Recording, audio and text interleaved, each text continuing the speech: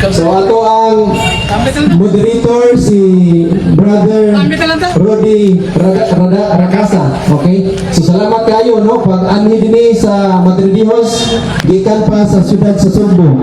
Unya si Brother Abner Malinaw, Espina Malinaw. Unya si Brad J. Carlo Madinas no gikan sa siyudad sa Sugbo. Nianhi gyud no aron unta makigharong sa atong mga isog nga may igsoon sa pagtuo ang mga Seventh-day Adventist. Pero late kayo mga igsoon, karon lang yun no during ta naghimo sa atong opening prayer. So ilahang pastor nga nianhi gayud no o nihangyo nagayo dispensa nga dili sila musukol ini nga atong gihimo nga paabitay. Okay, so akong tawagon una si Brother Abner Espina Malinaw. Mayong gabi sa tanan, subok kay pamalandungon na ang atong mga igsoong Seventh-day Adventist ni atras sa mga debate. Subok kay pamalandungon, nakagasto na tag oras, nakagasto na tag financial, ingon man ang mga venue, pero subok kay pamalandungon na ang atong mga igsoong Seventh-day Adventist sa aktual ni atras sila sa debate. Mga igsoon, ato na lang i-discuss ang tema na wala na gayon.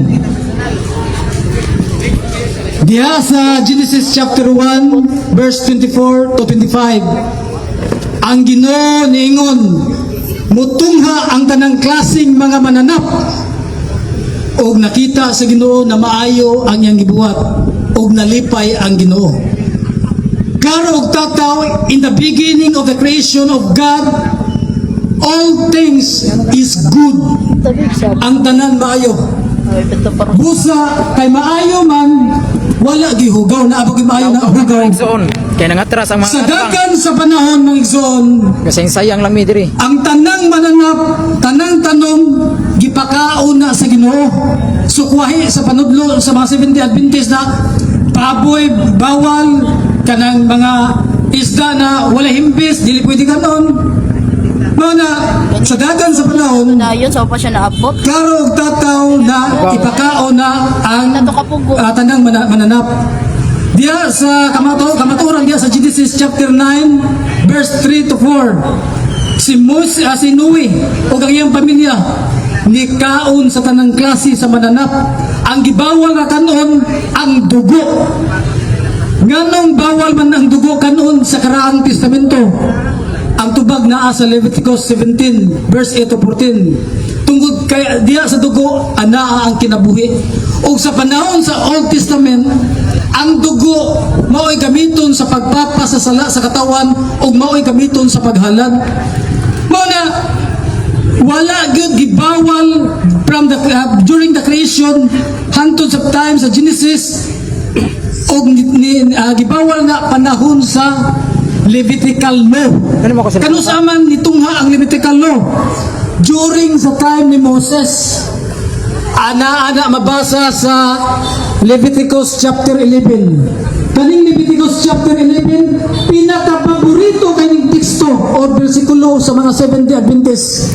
Tungod mabasa diya na ang Ginoo naghatag siyang sugo, pinaagi ni Aaron ug Moses o gihatag ngadto sa mga Israelita ang sugo na bawal kanon ang mga baboy na mga listahan sa mga bawal kanon katong mga walay himbis. Mga na Megson, timalaan na to na kanang sugua intended only for the Jewish people, intended only for the Israelite, dili in tao na general no.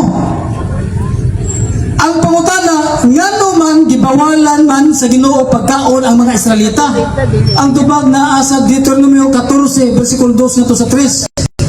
Tungod dili buot ang Ginoo na ang iyang balaang katawan makakaon og mga huga giisip na hugaw sa karaang testamento. Mao na during the Levitical law, ang mga Hudiyo, ang mga Israelita gibawalan gina sa Ginoo pagkaon og mga baboy, pagkaon og mga kinason, pagkaon og mga isda na wala himbis.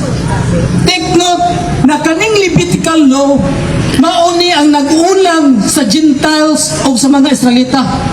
Tungod aning Levitical law, kanunay magbangi ang mga Israelita o ang mga Gentiles or mga Hentil sa Binisaya.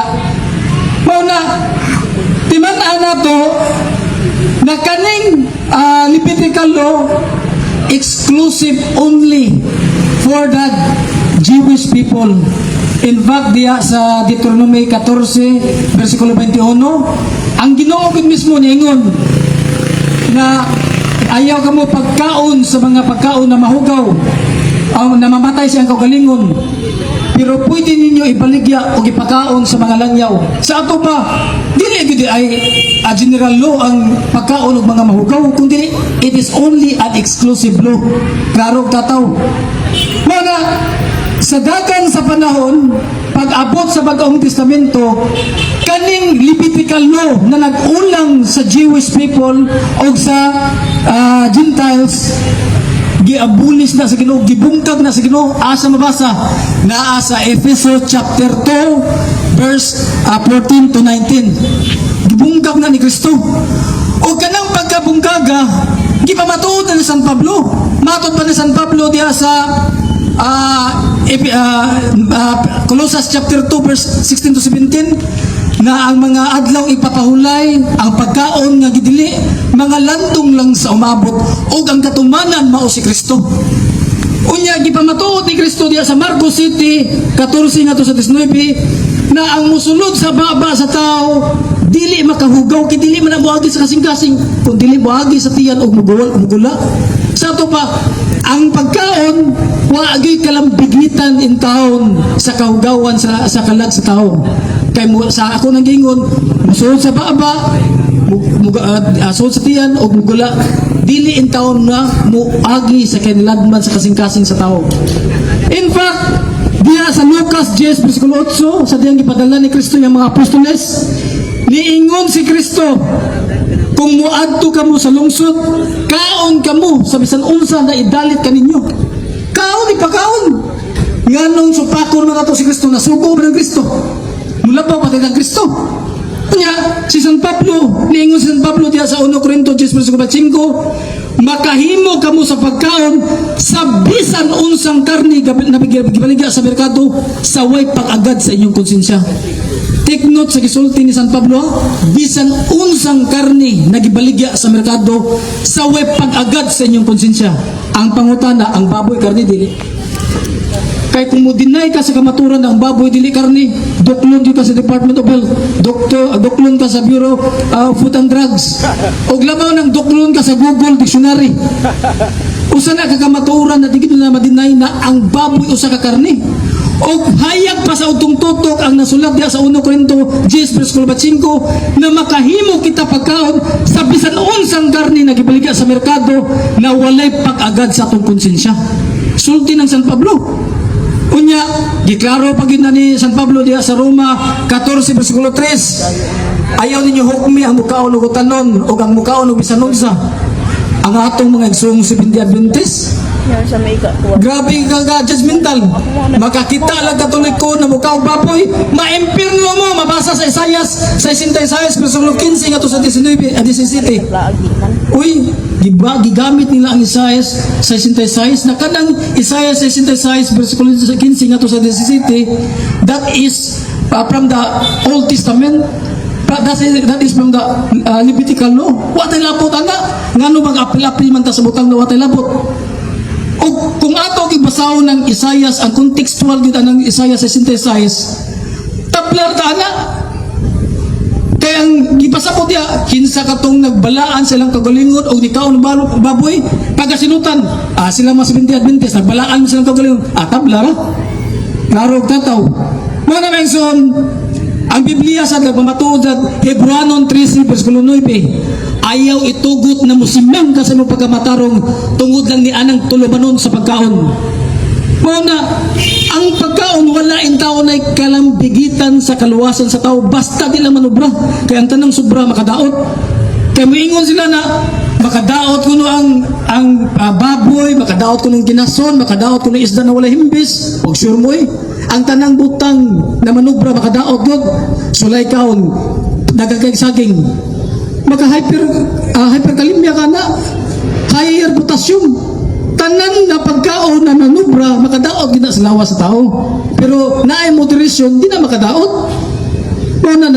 Murag wag nila analisa ang dapita ba?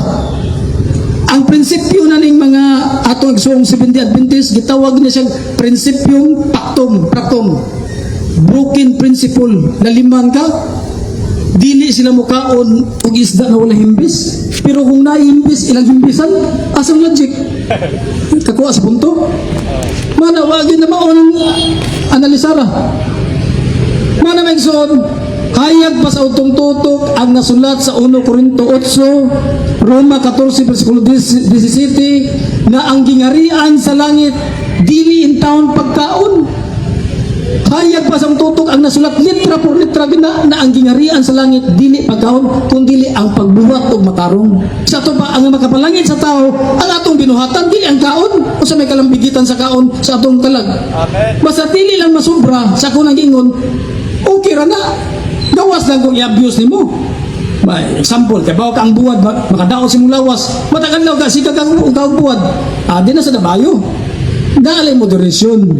Una, ang Biblia nagpamatuod na ang kaluwasan sa tao, wala in tao nagdepende sa pagkaon, kundi ang pagbuwat o matarong. Mga megson, klaro og tataw kung nidayon pa nga itong mga igsoon na natay gipangandam na mga supporting documents. In fact, ang ilagan ng pastor gani kaon ginagbaboy natay dokumento na mga na igsoon, dila na to ipagawa sa mga dokumento for the purpose of debate na lang to. Mga na igsoon, subok kay pamalandungon sa akong mga kaila, mga followers, ang atong mga igsoong Seventh-day Adventist na nalaw ni atras. Kompleto ng binyo, kompleto ng mga debaters. Pag abot nila, di kalit lag atras, ni decline sila sa invitation. Muna, bisag unsaon pagguba sa simbang Katoliko, this is the only church founded by Jesus Christ. 267 Pope, unbroken link of succession, and direct link to Christ. Walay laing reliyon sa tibok kalibutan nga adunay kumpleto sa lista sa mga pangulo gikan karon patras hangtod kang Kristo. Ang simbahang Katoliko ra covered by being standard, covered by world history, covered by Google, covered by all government accepted sa tanang media sa tibok kalibutan. In fact, kung naay mamatay na sa Papa, i-covered din na sa media. Kinsa ka na mupuli o throne o papasi. Ang ilang reliyon, pangutanon nimo, kinsay founder sa inyong reliyon, tagagurista sa inyong founder sa inyong simbahan, atong iatras gikan karon hantod paingon kang Kristo, matay maghatag ba? Di ginaghatag. Bisag papel na para puto sa buwad, di ginaghatag. Mao nang kamatuoran nagsuon, ang simbahang Katoliko ra bisag unsaon pagtabang og atake, di gud maluka tungod kay kining simbahan na gisaaran ni Kristo diha sa Mateo 16:19 na bisan ang hadis sa kamatayon di gud makabuntog sing simbahan. Maayong gabi sa tanan.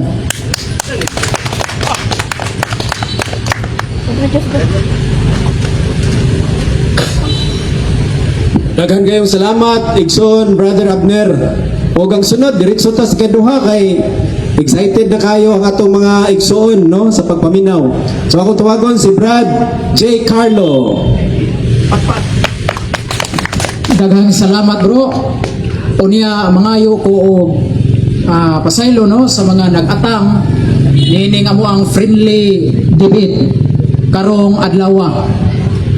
Ulahi kayo nagpahibaw ang usa ka pastor dinhi nga dili madayon ang debate o harong sa kini among friendly debate mga kigsunan.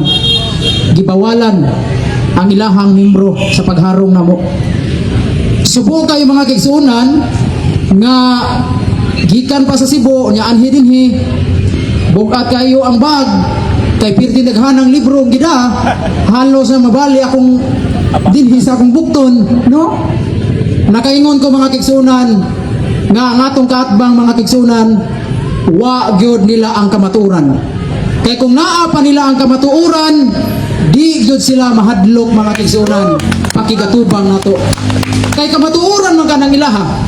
So kay dili nagpasabot nga wa sila mo atbang ug muharong nato, wa nila dayuna. Pasabot na agi sila gitaguan og dili gyud kamatuoran ang ilaha mga kigsunan. So karon mga igsuon, atong ipaambit kaninyo kung unsa ang matuod nga simbahan nga gitukod sa atong Ginoo. Kay daghan manggod nga mga tinuhuan karon, tingaghan na nikabat na og kapin 45,000, no? 45,000 kapin ang mga sikta-sikta mga kigsunan, mga dili Katoliko. Unya kining mga tawhana mga kigsunan, Biblia ray puhunan. Biblia ra ang gida gisipit-sipitan. Unya nakailad pud sila og mga inosente gayong mga Katoliko mga kigsunan. Pero dili na ta mahibong mga kigsunan nga kining mga laing tinuhuan naa gyapon hangtod karon kay nga naman gitagna naman kuno sa balaang kasulatan nganong daghang mga laing tinuhuan karon tungod kay gihisgutan man guna sa atong Ginoong Hesukristo dinhi sa San Mateo kapitulo 24 bersikulo 4 ngadto sa 5 atong basahon mga kigsunan.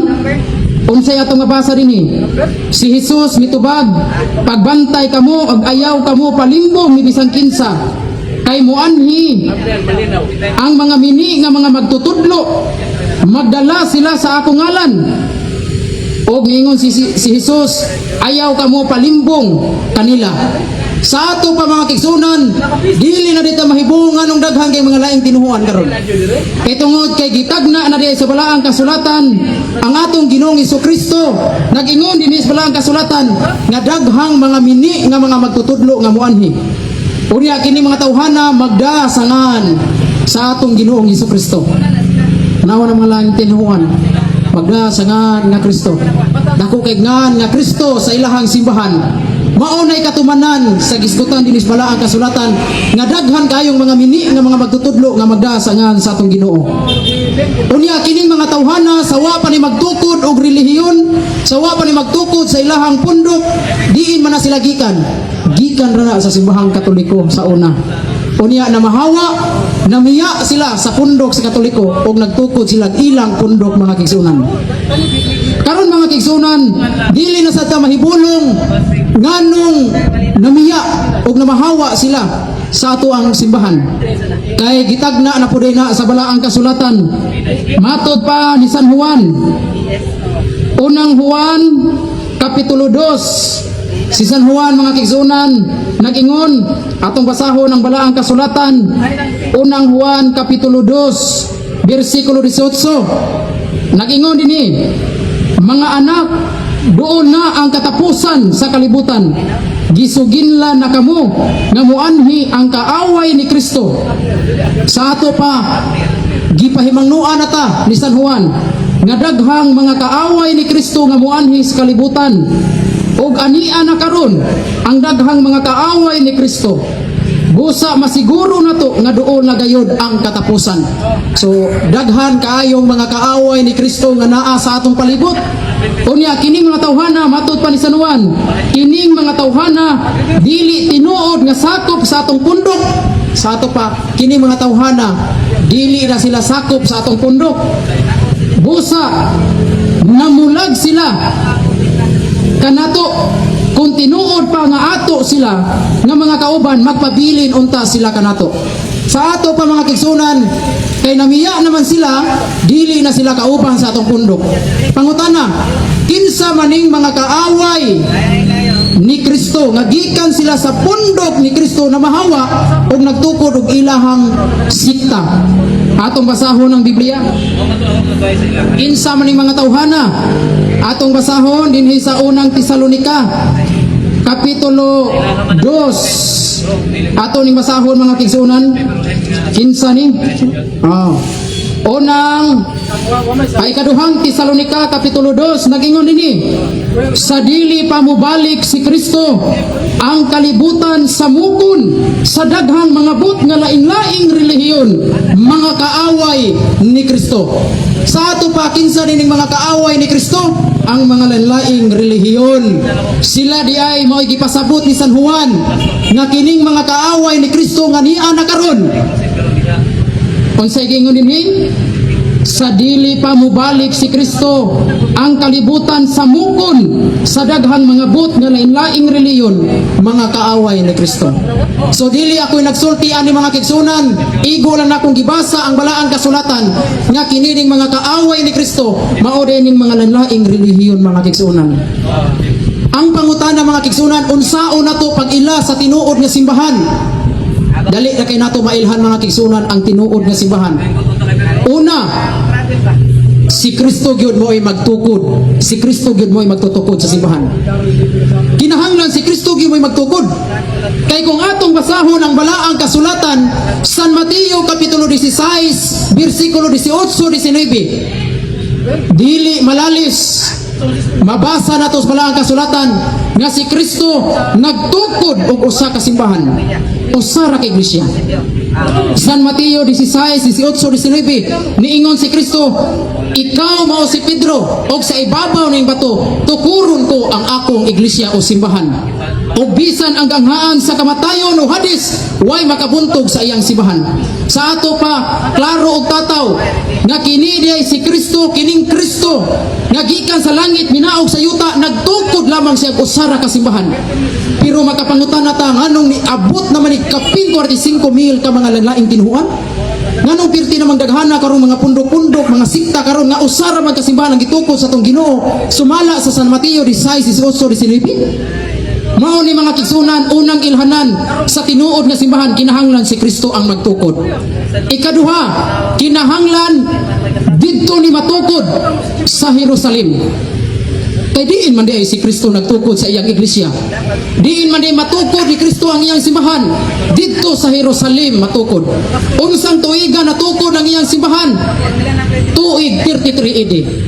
O ang ikaupat, kinahanglan ang unang leader sa simbahan, kinahanglan si San Pedro. Kay si San Pedro man mo gihatagan sa yawi sa gingarian sa langit. Kay sa pagtukod ni Kristo sa iyang simbahan, doon na may siya gitahasan nga maoy mangulo og mulider sa iyang simbahan, mao si San Pedro. Mao na rason nga nung gihatagan San Pedro sa yawi sa gingarian sa langit, kay siya ay pinakaunang leader. Karon, makapasar ba kaha ang mga laing tinuhuan ani? Dili makapasar ang mga laing tinuhuan.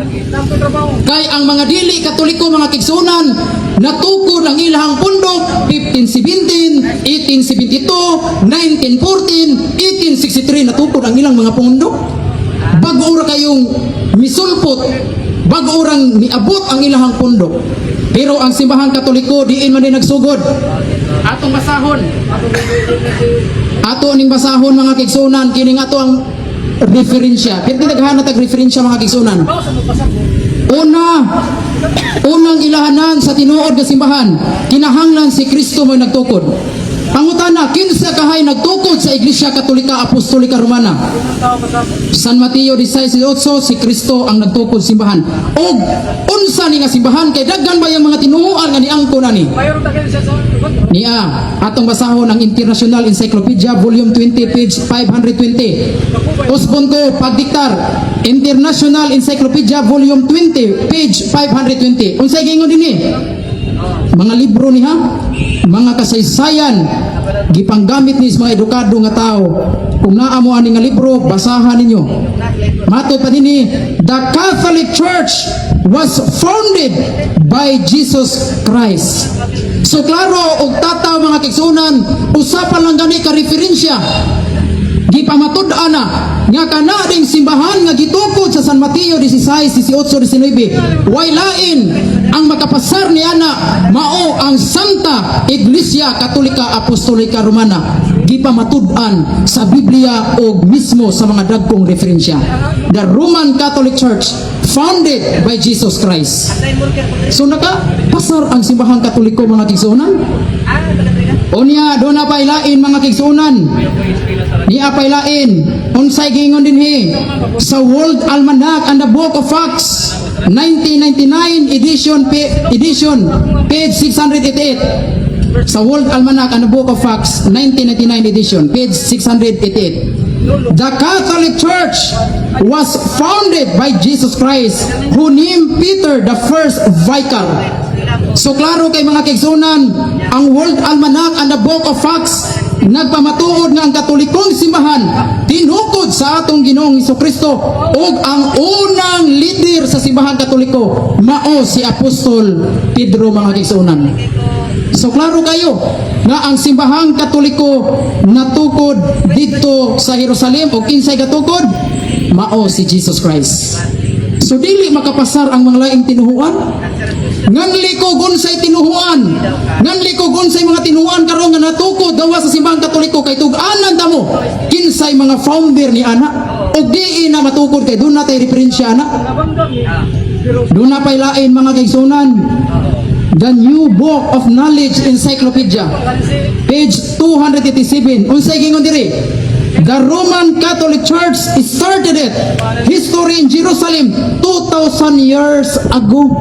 Sa ato pa ang simbahang Romano Katoliko diin nagsugod ang simbahang Romano Katoliko unsay gingon diri? The Roman Catholic Church started it history in Jerusalem 2,000 years ago na. Sa ato pa ang Romano Katoliko nga simbahan nagsugod ang iyang kasaysayan. Diin nagsugod ang Romano Katoliko dito sa Jerusalem 2,000 na katuig. Imagino ninyo? Pila na katuig ang simbahang Katoliko nag-exist. Pila na katuig ang simbahang Katoliko milusad nga wagi pagkabugto. Tuig 2,000. Kapila katuig, mga kaigsunan. Sa ato pa, kung ato ning tiwasog basa, giingon dinhi 2,000 years ago, as the original disciple of Christ gathered in the upper room, waiting for the Holy Spirit to come. The day which the Holy Ghost came is the birthday of the Catholic Church. Sa ato pa, kadto din nagtigom sa Jerusalem. Hinumdo mo sa adlaw sa Pentecostes nga dunay nagtigom dito. Naa dito sa mamamiri, naa dito mga apostoles, 120 ka mga tao nga naa dito sa upper room dito sa babaw sa Jerusalem. Nga samtang nagpaabot sila sa pagkunsad sa Espiritu Santo, matud pa sa The New Book Encyclopedia, dito nagsugod ang simbahang Katoliko dito sa babaw sa Jerusalem, dito sa upper room. Dito nagsugod ang simbahang Katoliko. Sa ato pa, mga kaigsunan, kita ang simbahan gyud nga gitukod sa atong Ginoo, gipamatud-an sa balaang kasulatan o sa mga dagkong referensya, mga kaigsunan. Di na malalis. Mao na, mga kaigsunan, nga kanang mga laing tinuhuan, mga kaigsunan, nga naa sa kanang wala sa tinuod nga simbahan, sayang lang kaayo, sayang kay sila. Mo na nga ato silang dapiton nga magpabilin ay kanang mubalik in taon sila sa matuod nga simbahan. Kay kanang ilang pundok dili man si Kristo'y gatukod ana. Usbunto usara ka simbahan ang gitukod sa atong Ginoo. Maura ang Roman Catholic Church. Mao na, mga kaigsunan, hinaot na masabtan ninyo, mga kaigsunan. Una, si Kristo'y gatukod, nakapasar bang Katoliko? Nakapasar. Unya, kinahanglan dito matukod sa Jerusalem, nakapasar bang Katoliko? Nakapasar niya na. Kay dito manini magsugod ang kasaysayan, ang kasaysayan sa Katoliko nga simbahan dito gasugod sa Jerusalem. Unya, unsang tuiga? 33 AD nagsugod. Unya, kinsay unang Santo Papa o kinsay pinakaunang leader sa simbahan Katoliko? San Pedro.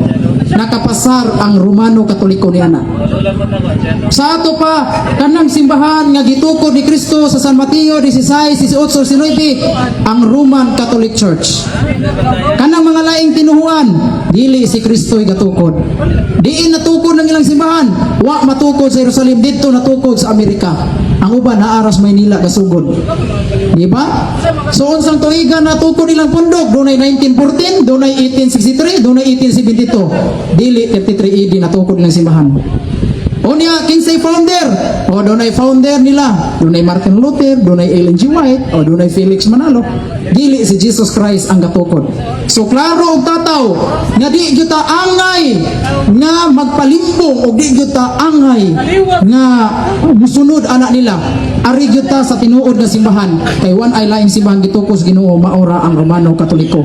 Naara ninyo og inyo ning dawaton og dili basta kami igo rami mo pasabot kung unsa ang tinuod nga simbahan nga gitukos sa atong Ginoo. Daghang salamat og maayong gabi kanaton tanan.